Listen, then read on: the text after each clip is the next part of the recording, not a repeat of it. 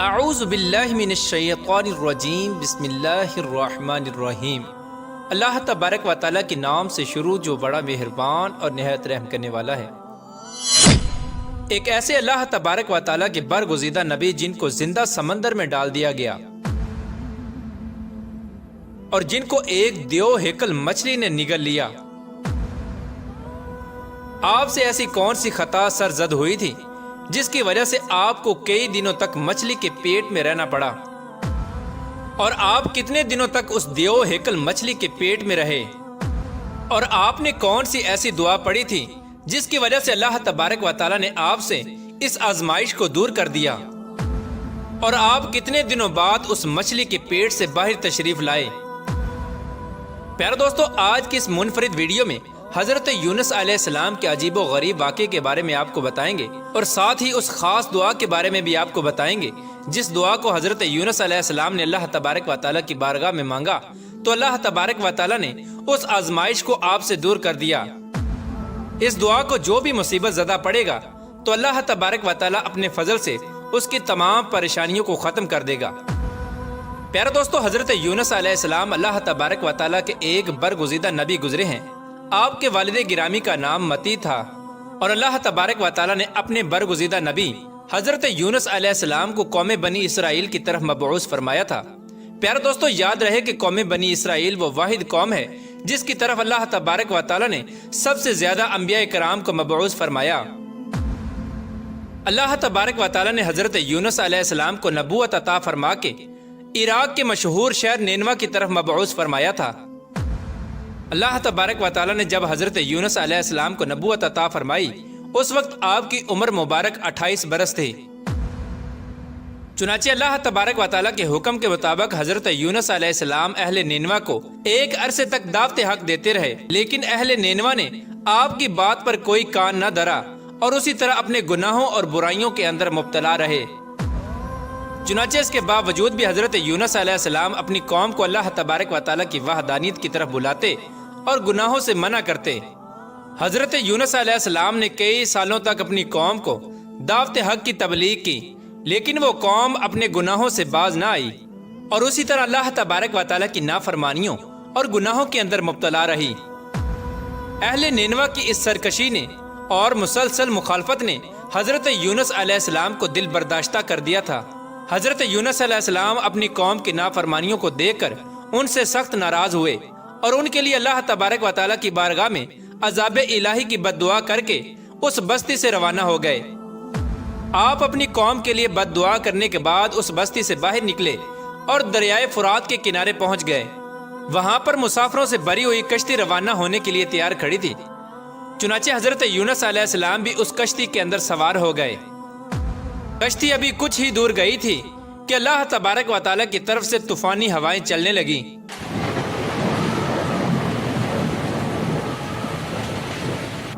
اور ان خوفناک طوفانی ہواؤں کے اندر وہ کشتی ڈگمگانے لگی۔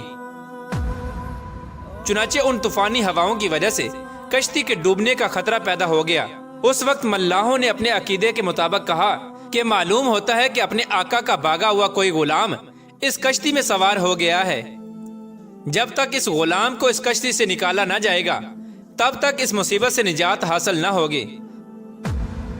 چنانچہ ملاحوں کی یہ بات سن کر حضرت یونس علیہ السلام کے دل میں یہ خیال آیا کہ میں نے اللہ تبارک و تعالیٰ کی وحی کا انتظار کیے بغیر ہی اپنی قوم کے لیے بد دعا کر کے وہاں سے چلا آیا، اور شاید اللہ تبارک و تعالیٰ کو میرا یہ عمل پسند نہیں آیا، اسی لیے یہ آثار نمودار ہوئے ہیں اور یہ میری آزمائش ہے۔ چنانچہ یہ منظر دیکھ کر حضرت یونس علیہ السلام نے ان ملاحوں سے فرمایا کہ میں ہوں وہ بھاگا ہوا غلام جو اپنے آقا سے بھاگ کر آیا ہے، مجھے کشتی سے پھینک دو تاکہ یہ طوفان رک جائے۔ مگر اس کشتی میں سوار ملاح اور مسافر آپ کو خوب جانتے تھے اور آپ کو نیک انسان سمجھتے تھے۔ وہ لوگ آپ کی شرافت سے خوب متاثر تھے، چنانچہ ان لوگوں نے آپ کو کشتی سے پھینکنے سے انکار کر دیا۔ اس کے بعد پھر یہ طے پایا کہ قرآن اندازی کی جائے اور جس کا نام قرہ میں نکلے گا اس کو کشتی سے نکال دیا جائے گا۔ چنانچہ سب کی رائے کے مطابق قرآن اندازی کی گئی۔ اس قرآن اندازی میں پہلی ہی بار حضرت یونس علیہ السلام کا نام نکل آیا۔ چنانچہ اس طرح حضرت یونس علیہ السلام کا نام دیکھنے کے باوجود بھی ملاح اور مسافروں کو یقین نہ آیا۔ اس کے بعد دوسری اور تیسری بار بھی قرآن دازی کی گئی، ہر بار حضرت یونس علیہ السلام کا نام نکلتا۔ چنانچہ اس طرح ملاح اور مسافر آپ کو کشتی سے نکالنے کے لیے مجبور ہو گئے۔ اس کے بعد حضرت یونس علیہ السلام نے خود ہی کشتی سے چھلانگ لگا دی۔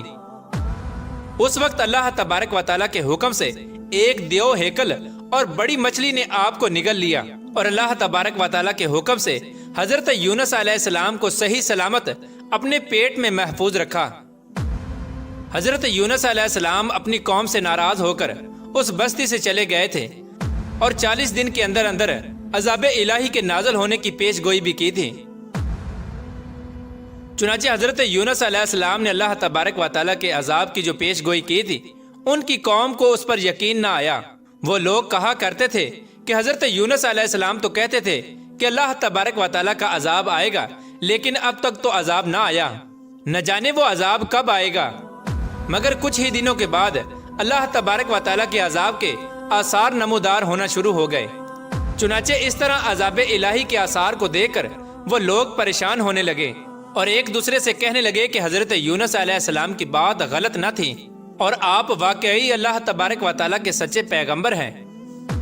چنانچہ ان لوگوں نے اللہ تبارک و تعالیٰ کے عذاب کے آثار کو دیکھ کر اللہ تبارک و تعالیٰ کی بارگاہ میں توبہ کی، اور اللہ تبارک و تعالیٰ کی وحدانیت پر ایمان لے آئے۔ چنانچہ ان لوگوں نے اللہ تبارک و تعالیٰ کی بارگاہ میں توبہ کی، اور اللہ تبارک و تعالیٰ کی وحدانیت پر ایمان لے آئے، اور اللہ تبارک و تعالیٰ کی بارگاہ میں اس عذاب کے ٹل جانے کی دعا کرنے لگے۔ اس وقت اللہ تبارک و تعالیٰ نے ان لوگوں کی توبہ کو قبول فرما لیا اور عذاب کو ٹال دیا۔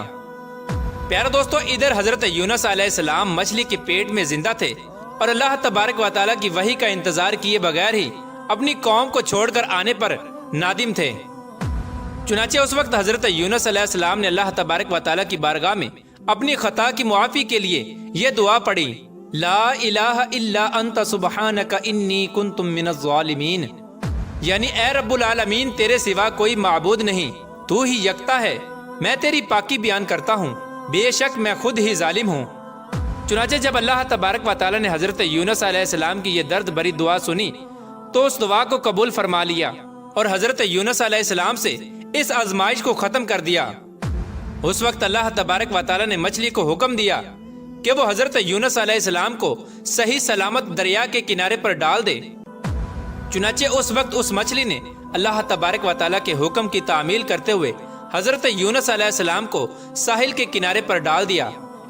اس طرح حضرت یونس علیہ السلام 40 دن تک مچھلی کے پیٹ میں رہے، اور 40 دن کے بعد اللہ تبارک و تعالیٰ نے آپ کی اس دعا کو قبول فرمایا اور اس آزمائش سے آپ کو نجات بخشی۔ جب مچھلی نے حضرت یونس علیہ السلام کو اپنے پیٹ سے باہر نکالا تو حضرت یونس علیہ السلام بہت ہی کمزور حالت میں زمین پر پڑے ہوئے تھے۔ اس وقت اللہ تبارک و تعالیٰ نے حضرت یونس علیہ السلام کے قریب ایک بیل کا درخت اگایا۔ اس درخت کی وجہ سے حضرت یونس علیہ السلام کی حالت بہتر ہوئی، تو آپ نے اس درخت کے سائے میں ایک جھونپڑی بنائی اور اس جھونپڑی میں رہنے لگے۔ چنانچہ کچھ عرصے بعد اس بیل کی جڑوں کو کیڑا لگ گیا اور وہ بیل سوکھنے لگیں۔ یہ ماجرا دیکھ کر حضرت یونس علیہ السلام کو بہت دکھ ہوا، کیونکہ حضرت یونس علیہ السلام اس بیل سے بہت محبت کرنے لگے تھے۔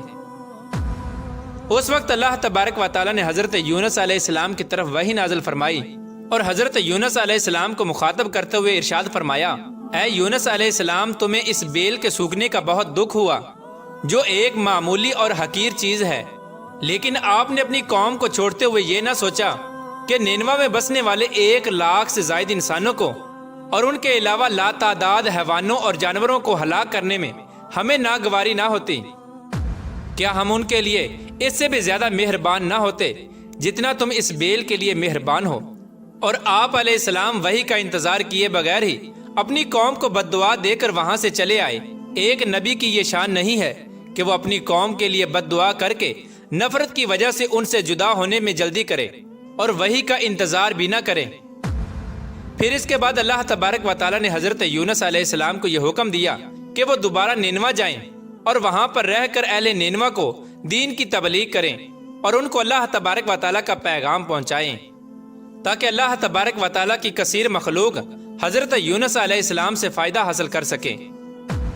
چنانچہ اس وقت حضرت یونس علیہ السلام اللہ تبارک و تعالیٰ کے حکم کے مطابق وادی نینوا میں دوبارہ تشریف لے گئے، اور ان کی قوم نے ان کی آمد پر بہت خوشی کا اظہار کیا، اور پھر وہ لوگ حضرت یونس علیہ السلام سے دین کی تبلیغ حاصل کرنے لگے۔ اس قوم نے دنیا میں بھی کامیابی حاصل کی اور آخرت میں بھی کامیاب ہوئے، اور اس طرح اللہ تبارک و تعالیٰ نے اس قوم کو بخش دیا۔ اللہ تبارک و تعالیٰ سے دعا ہے کہ اللہ تبارک و تعالیٰ ہمیں نیک اعمال کرنے کی توفیق عطا فرمائے اور برے اعمال سے ہمیں نجات عطا فرمائے، اور حضور صلی اللہ تعالیٰ علیہ وآلہ وسلم کی محبت کے اندر جینا مرنا نصیب فرمائے۔